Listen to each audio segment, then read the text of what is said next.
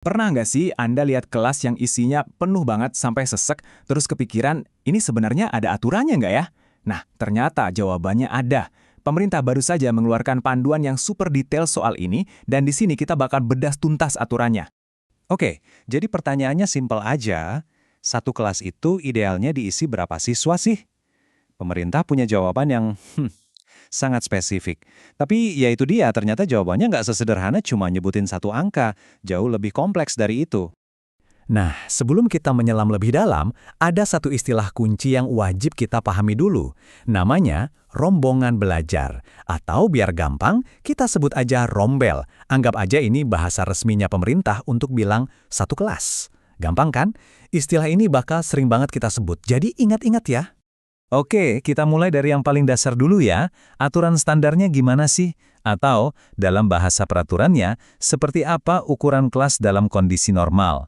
Ini dia nih, angka-angka keramatnya. Untuk tingkat SD, maksimal itu 28 siswa per kelas. Begitu naik ke SMP, angkanya jadi 32. Dan untuk SMA atau SMK, paling banyak yaitu 36 siswa. Jadi, ya angka-angka inilah yang jadi patokan idealnya di seluruh Indonesia kalau kondisinya normal.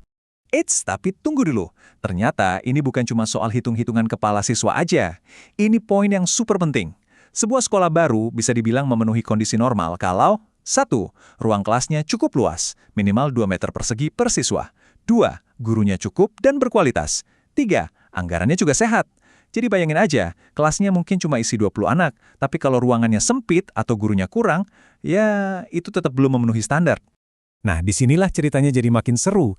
Aturan yang tadi itu kan kondisi idealnya ya, di atas kertas. Tapi kita semua tahu, kondisi di lapangan kadang jauh dari ideal. Jadi kapan sebuah sekolah boleh, katakanlah, melanggar aturan standar ini? Yuk kita lihat. Loh, kenapa kok ada pengecualian? Bukannya aturan dibuat untuk ditaati.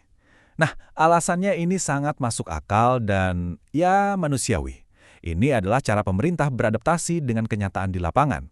Kita bicara soal daerah-daerah yang geografisnya sulit atau di mana jumlah sekolahnya bisa dihitung jari. Intinya satu, memastikan semua anak, dimanapun mereka tinggal, tetap punya hak dan akses untuk bersekolah. Secara resmi, ini disebut kondisi pengecualian. Dan ada satu kata kunci yang harus kita garis bawahi di sini. Sementara. Jadi ini bukan semacam kartu bebas permanen ya. Anggap aja ini seperti tombol darurat. Ditekan saat ada masalah yang nyata dan mendesak, dan tujuannya adalah sebagai solusi jangka pendek. Oke, pada dasarnya, pengecualian yang bisa diajukan sekolah itu cuma ada 2 jenis utama. Gampang kan? Yuk kita lihat satu persatu. Oke, pengecualian tipe pertama, menambah jumlah siswa di dalam satu kelas. Nah, lihat perbedaannya. Di sisi disetujui, kita lihat skenario di desa terpencil. Cuma ada satu SD, tapi anaknya lebih dari batas maksimal. Ya mau gimana lagi kan? Pengecualian diberikan demi akses. Semua anak harus sekolah. Sekarang, bandingkan dengan yang ditolak. Ini kasus SMA favorit di kota, sekolah lain masih ada tempat, tapi semua mau ke situ. Nah, ini masalah popularitas, bukan akses. Jadi jelas ya bedanya, kuncinya adalah kebutuhan, bukan keinginan. Sekarang tipe kedua, menambah jumlah kelas di satu sekolah. Di sini, kata kuncinya beda lagi, yaitu sumber daya. Lihat deh contoh yang disetujui. Sekolah ini boleh nambah kelas karena mereka memang punya semuanya. Ruang kelas yang layak, guru yang cukup, anggaran yang sehat, mereka siap. Nah, sekarang lihat yang ditolak. Sekolahnya mau nambah kelas, tapi dengan mengorbankan perpustakaan dan lab untuk dijadikan kelas sementara. Wah, ini jelas nggak bisa. Prinsipnya tegas, menambah kuantitas, nggak boleh mengorbankan kualitas. Oke, sekarang mungkin Anda bertanya-tanya, terus gimana caranya sekolah bisa dapat izin ini? Tentu nggak bisa asal-asalan dong, ada proses resminya. Yuk kita lihat alurnya seperti apa. Prosesnya ternyata cukup sistematis. Ada 3 langkah utama. Langkah pertama tentu saja pengajuan. Sekolah atau dinas pendidikan harus bikin proposal, isinya data lengkap kenapa mereka butuh pengecualian. Langkah kedua, verifikasi. Nah, proposal ini nggak langsung diterima ya.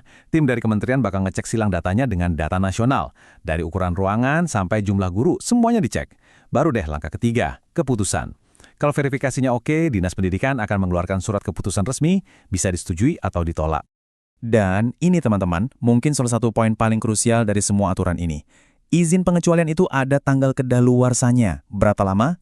Maksimal hanya 2 tahun. Jadi, dalam 2 tahun itu, sekolah wajib berbenah dan kembali ke kondisi normal.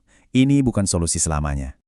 Oke, Setelah melihat semua detail yang lumayan rumit tadi, mari kita coba tarik napas dan mundur sedikit. Kita lihat gambaran besarnya. Sebenarnya buat apa sih semua aturan ini? Jawabannya, ini adalah upaya untuk menyeimbangkan sesuatu yang sangat fundamental di dunia pendidikan. Peraturannya sendiri sebenarnya sudah merangkum tujuannya dengan sangat baik. Saya kutip ya, tujuannya adalah memastikan bahwa setiap kebijakan pengecualian dilaksanakan secara terukur, objektif, transparan, dan akuntabel. Wow, bahasanya resmi banget ya. Tapi intinya sederhana kok, supaya semuanya adil, berdasarkan data, terbuka, dan bisa dipertanggungjawabkan. Nggak ada main-main. Jadi kalau mau disederhanakan lagi, semua ini adalah tentang menari di antara dua kepentingan besar yang sama-sama penting. Di satu sisi ada kualitas, kita mau standar pendidikan tetap tinggi.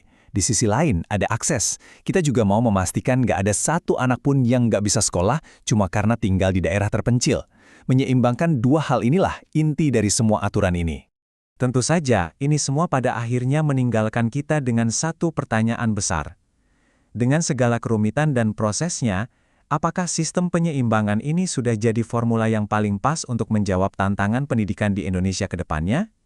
Nah, itu pertanyaan yang menarik untuk kita pikirkan bersama.